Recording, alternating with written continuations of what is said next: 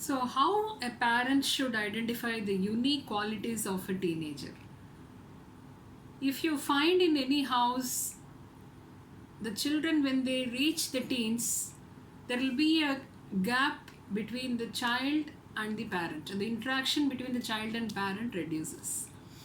The main reason is when they reach the teen, the children will be more aggressive, and they want a lot of questions will be there in their mind. They want independency. They don't want the parents to instruct them. They don't want them to command them, or the children feel like, yes, I'm going to be an adult. That adult feel will come, and they don't want them to be treated like a kid. So this has to be understood by the parent, and they should start accepting the feelings of the child first of all. When you start accepting the feelings of the child, you should also allow the child to speak out. You should be a good listener rather than talking more to the children, giving only instructions.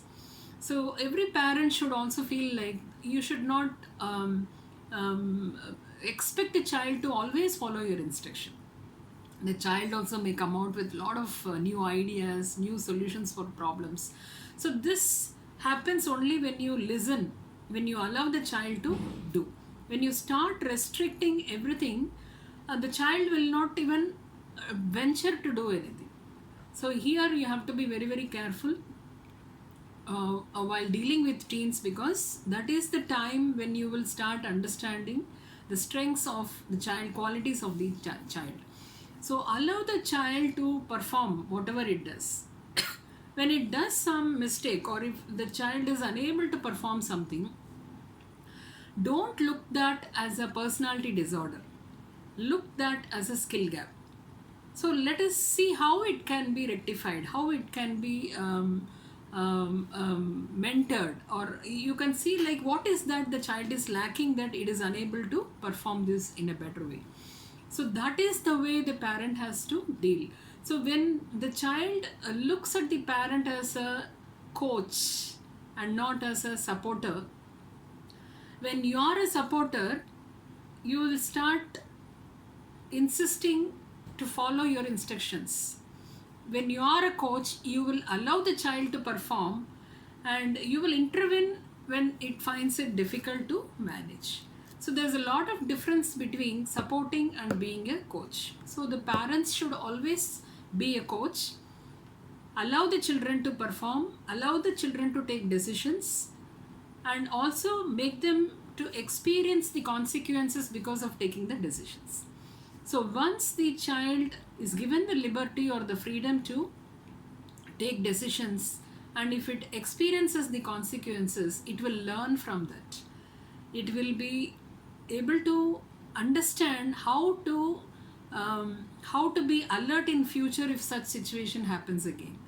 So it will know how to handle adversities.